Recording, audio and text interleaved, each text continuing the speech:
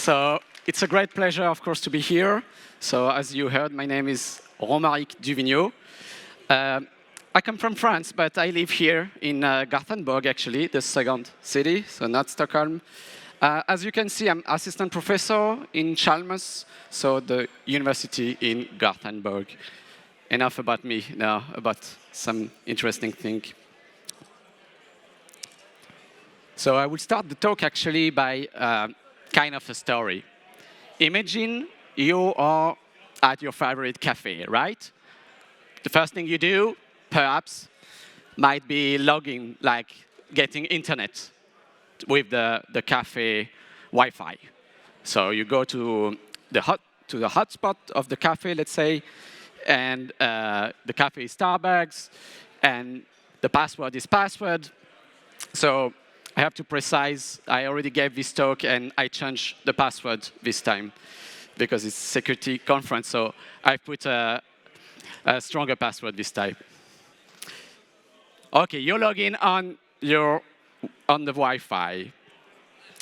First thing you do, of course, is you want to watch your favorite videos. And what's your favorite streaming service? Is SVT Play, of course, the Swedish streaming service. So here you are watching your video, your favorite series, I guess. I don't know. Trevlig Hej. Sorry for my Swedish. Okay, all good so far. And since you're a bit tech-friendly, tech-savvy, you look and you see a little lock somewhere saying that what you are doing right now is being streamed with HTTPS. And everyone knows HTTPS is encrypted. That means everything you see here is encrypted. If someone is listening to it, I will not be able to see what is going on. Most wonderful things. Yeah, exactly at the right moment. But of course, the world is not that simple. And there are some bad guys. And here you see, I change, so I should stop. Here you see the bad guys. So what can the bad guys do here is that they can listen to your traffic, and I don't know if I can point, yes. And they can find what's the series or even the show you are watching, and even recover the timestamps. So normally this is not possible with HTTPS. And that's the purpose of the talk. I have to say, usually we say magicians don't give their tricks. I think researchers will be really bad magicians because we spend all our time doing that. We reveal all our tricks. That's a bit a shame.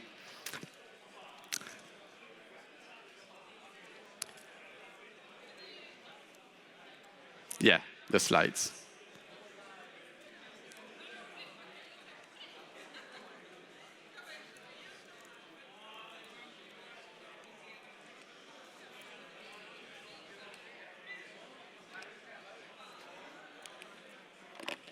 Okay. The shortcut is not working.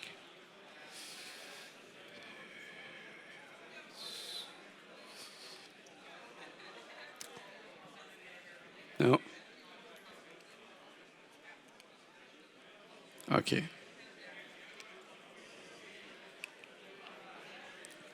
Yeah, we can do like this. I don't know what's happening. We just tried it out 1 second ago.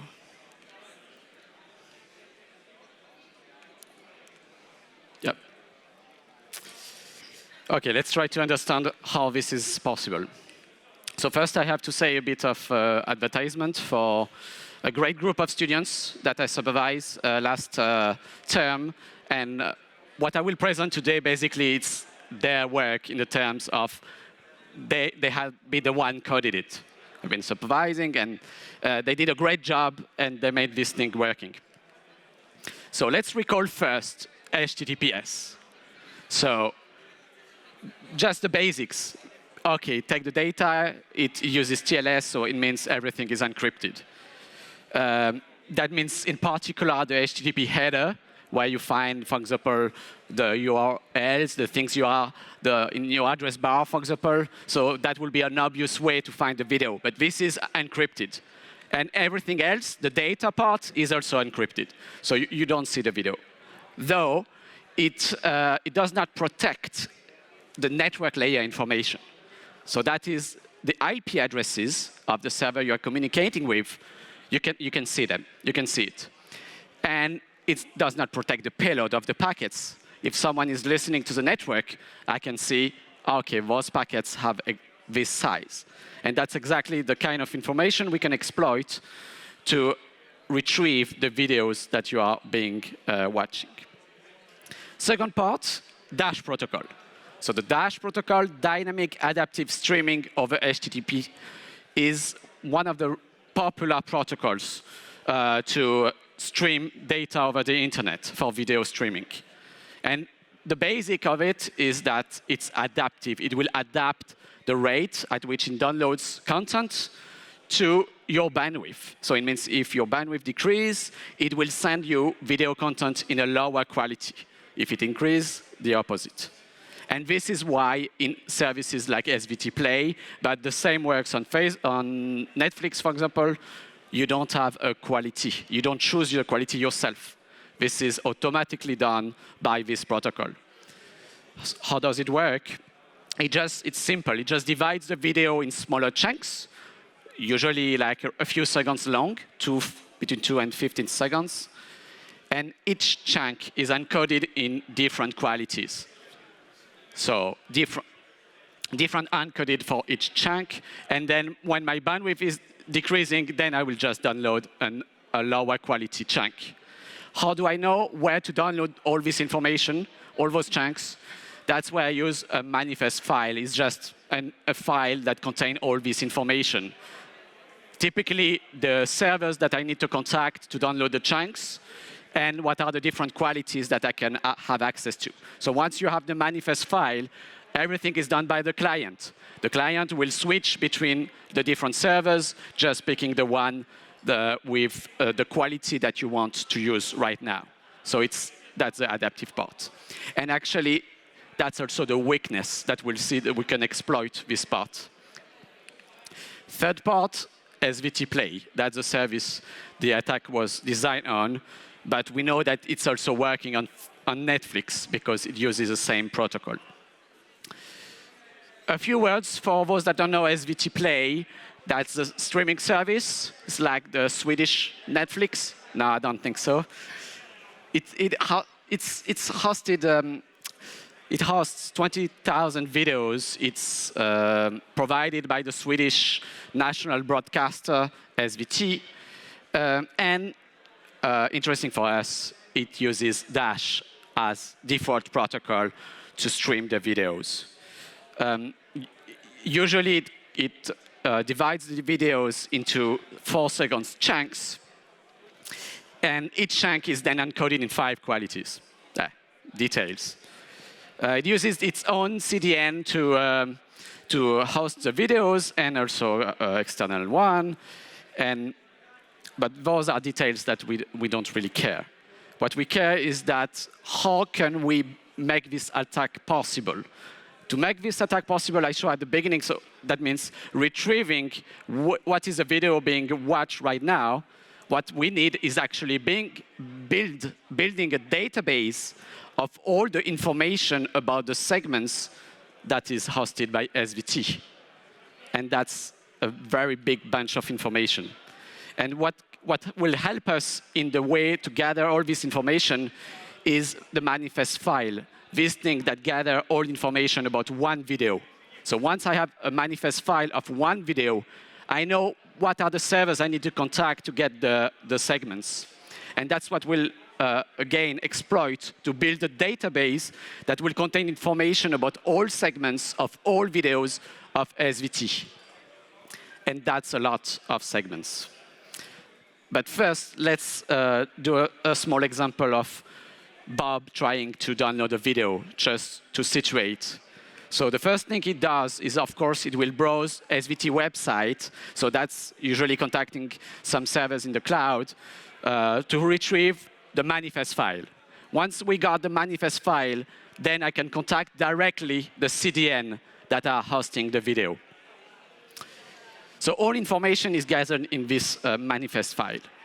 The next step in the attack was to build this large database of all information, basically, about the videos in SVT. So we said around 20,000 videos. Imagine that you have a segment every 4 seconds. So it's around 39 million segments. If you, in terms of data, it's around 33 terabytes of data. And of course, we didn't download everything from SVT Play, and that's good. That will take quite a while. So we use a simple trick, kind of a magician trick. So instead of downloading all the data, we didn't need the data. We need only to know how large was each segment. Then you don't need to do a get then. Just do a HTTP head and get the size of each segment. So the students just program a small crawler. You go on. You don't have a list of all SVT Play videos. You have to go on the website, look at the program, parse the web page, get all the links to the videos, then retrieve the manifest files, and then when we have the manifest, bombard the CDN servers with head requests to get all the size of all the segments of all videos hosted on SVT. That takes a bit of a while the first time you do it. 80 hours, but on 4 computers it took 20. But then once you have that, of course there is a rollout of content every 3 months or every 2 months. Of copyright reason, they change, they remove, they add some stuff. But the difference is not that big, so actually updating this database is not that costly. So, okay, imagine you have almost all videos. To be precise, we just remove some news. They were showing exactly the same thing. Here, there is no chance we'll be able to identify the video because there will be exactly the same footage and just a couple of long videos. But yeah, almost everything that is hosted on SVT, we know the size of every single segment. How can we exploit this to make the recognition work? Second trick, what we do is we'll not use segments by themselves, but we'll gather consecutive segments in what we call a window. In the work, they have used windows of different sizes between, let's say, 3. So 3 segments is like 12 seconds of video. And this is the first size that works. So if I have 12 seconds of traffic, I can already infer with 98% what is going on SVT. If I increase the size, I can reach almost 100% if I do, let's say, 30 seconds of video, etc. So this controls how much traffic I need to listen to get a data point that I will look in my database. How do I organize all those windows to do a really quick search? I will use a data structure in k dimension, where k will be the size of the windows. And thanks to this data structure, I can look really fast in my database of all the segments, what are the segments that look very similar. Exactly, I will look what are the, let's say, 5 windows that are the closest to the 12 seconds of traffic I just recorded. And we know that there will be several candidates. Sometimes it might be that the closest is not the good match. We saw in the example at the beginning, usually you don't have the right match. You need several iterations, and sometimes you will converge to the right match. So to determine if we have a match, we use another trick. That is this Pearson correlation, just something to measure distance, basically, between the windows. So once you retrieve in your data structure the closest points, you just say, OK, are they close enough? And when they are close enough, it's a match. And you say, OK, I found what you are currently watching. And that's Traveling Hay, the first episode. OK, now you need to make it work in practice. So for the capture of traffic, TCP dump, not completely classic tool, nothing fancy. You just capture all TCP traffic. Then you have to somehow synchronize with the stream. Remember, dash is sending data roughly about 4 seconds of video, then there will be nothing, then there will be 4 seconds, nothing, etc.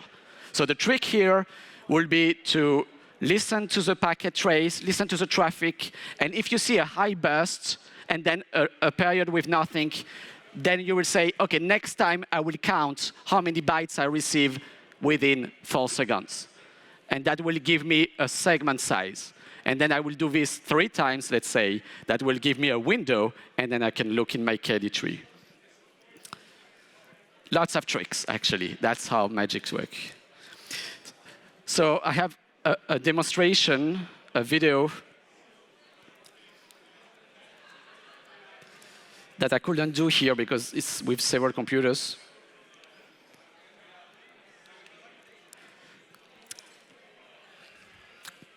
What you see here is like 3 computers streaming some videos from SVT Play.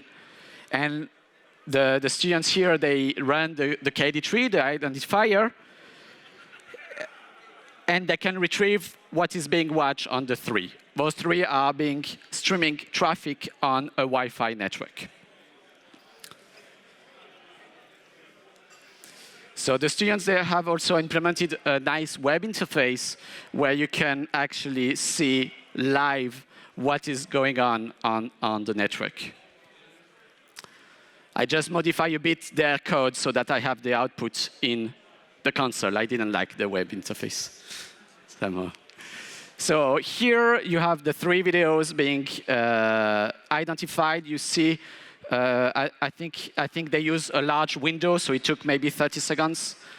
And for each trace, you can see how many bytes were received in a short duration of time. Bit scary. Now, I think when you will watch content, you will think about it. I hope so, actually. OK, let's go back to the slides. OK, the web interface, we can continue. But yeah, nice thing. This just shows that, yeah, just think to make you think of what you watch. Maybe someone in front of you is watching the same thing. Just a few words. I guess a lot of you are like, yeah, but why didn't you use machine learning? You hear machine learning everywhere. Yeah, actually, we did implement this with classic machine learning like SVM. And the answer is that the result is not working as well as a classic KD tree, something very well known for years. Much faster to boot, much faster to compute the KD tree. We talk about 1 minute, whereas training the SVM model, we talk in hours. And the SVM was not even able to actually load the full database. The full SVT database is not possible to do it with just a commodity hardware. Whereas the very classic KD tree, simple data structure, everything can be done on small hardware. I think it only needs 2 gigabytes of memory for the full database of SVT. Yeah, sometimes machine learning is not the answer. Try to teach that. Why is this useful? You may wonder. Yeah, maybe some of you think, not that useful. I don't care. Some people watch what I'm watching. Right? But think a little bit.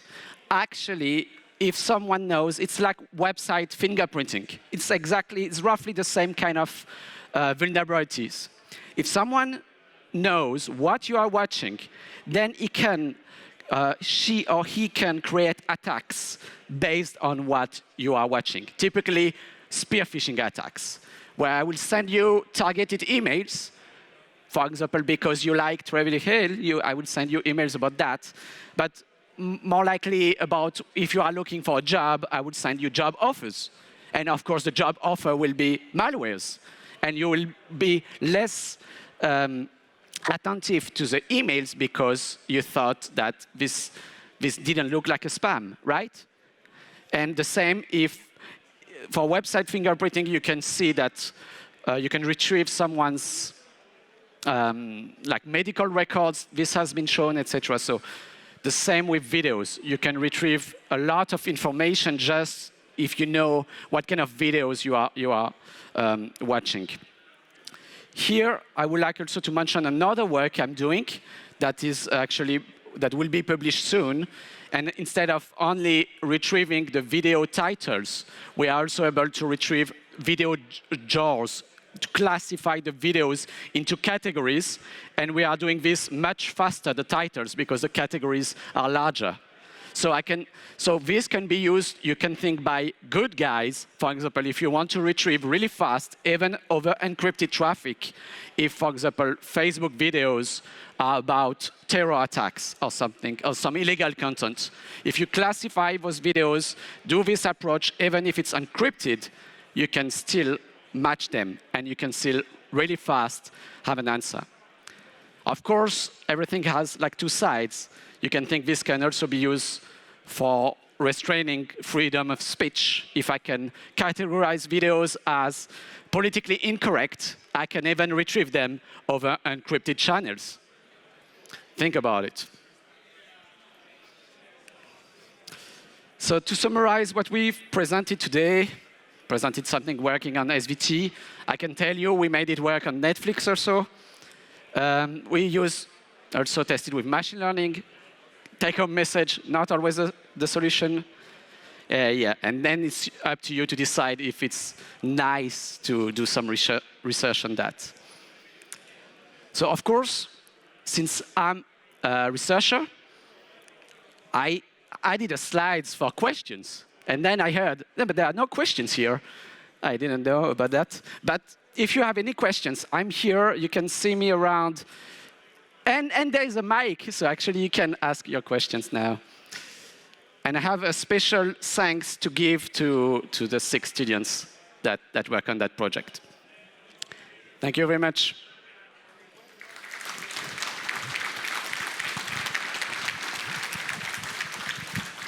So, any questions from the audience? Yeah, we have one over here. I'll see if we can go over there. You can pass the mic.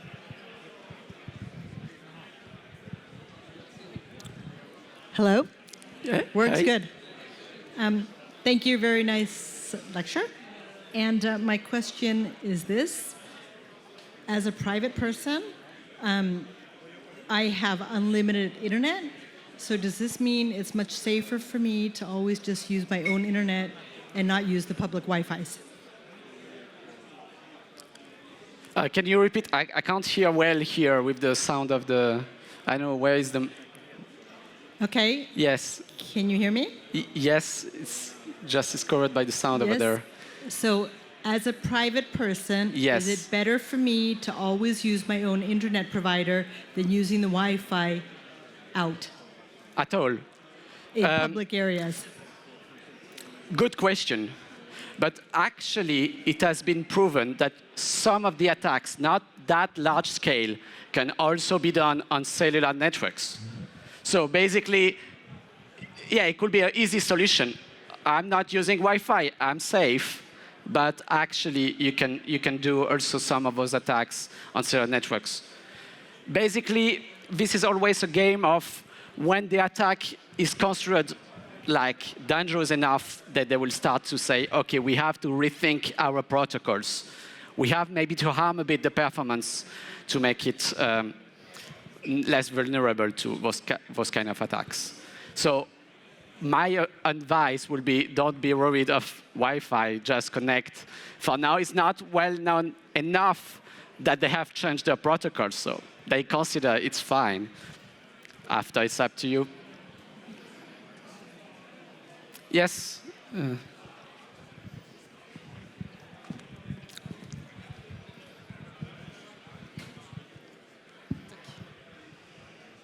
So if this vulnerability is in the Dash protocol, is this enough to make the Dash protocol obsolete, or is it widely used enough that it's still worth using?